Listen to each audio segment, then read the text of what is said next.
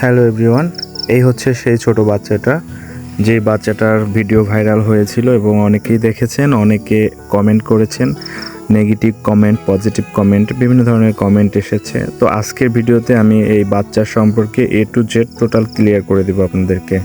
রাস্তার পাশে একটা ঝোপের মাঝে ওর ডাক শুনতে পাই এবং ওর ডাক শুনতে পেয়ে ওকে যখন আমি ডাক দেই ও আমার কাছে চলে আসে এবং আমার পিছে পিছে হাঁটতে থাকে।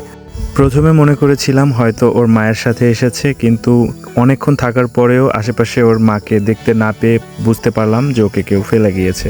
তো এতটুকু ছোট বাচ্চা এখানে একা রেখে গেলে অবশ্যই কুকুর বা শিয়ালে এসে ওকে মেরে ফেলবে। তখন মোটামুটি রাত হয়ে গিয়েছিল। তো সেই রাতের বেলায় আমি এই মুরব্বির কাছে বিড়ালটাকে রেখে এসেছিলাম এবং বলেছিলাম ওকে কিছু খাবার দেওয়ার জন্য, রাখার জন্য। তো উনি রাখতে চাচ্ছিল না। তো আমি ওনাকে বললাম যে আপনি আপাতত রাখেন, কালকে আমি এসে নিয়ে যাব, এই বলে আমি ওনার কাছে রেখে এসেছিলাম। পরের দিন যখন আমি বাচ্চাটাকে আনতে যাই, দেখি ওইখানে বাচ্চারা ওকে নিয়ে খেলতেছিল খুবই বাজেভাবে, ওর অনেক কষ্ট হচ্ছিল। তাই আমি এই চাচার কাছ থেকে বাচ্চাটাকে রেস্কিউ করে নিয়ে আসি আমার কাছে। তো ওকে আমার কাছে আনার ভিডিও অনেকেই দেখেছেন, অনেকে কমেন্ট করেছেন।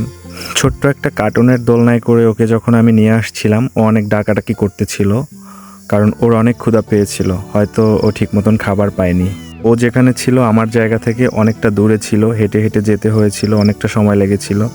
ও অনেক ডাকাডাকি করতেছিল। অবশেষে ওকে যখন এনে আমি আমার বেডের উপরে ছাড়ি, ওখানে আমার লুঙ্গিটা রাখা ছিল। দেখো, লুঙ্গিটাকে ওর মা মনে করে ও দুধ খাইতেছিল। ওর এতটাই ক্ষুধা পাইতেছিল যে ও এইভাবেই দুধ খাইতেছিল। ছোট বাচ্চা, ও তো আর বোঝে না যে এখানে দুধ পাওয়া যাবে না। তো যাই হোক, অবশেষে আমি অনেক তাড়াহুড়া করে ওর জন্য দুধ তৈরি করে ওকে খাওয়াইছি। এরপরে মাছ সিদ্ধ করছি, খাওয়াইছি। ও প্রচুর খাইছে এবং খাওয়ার পরে একটু শান্ত হয়েছে, তখন ও ডাকাডাকিটা একটু কমছে।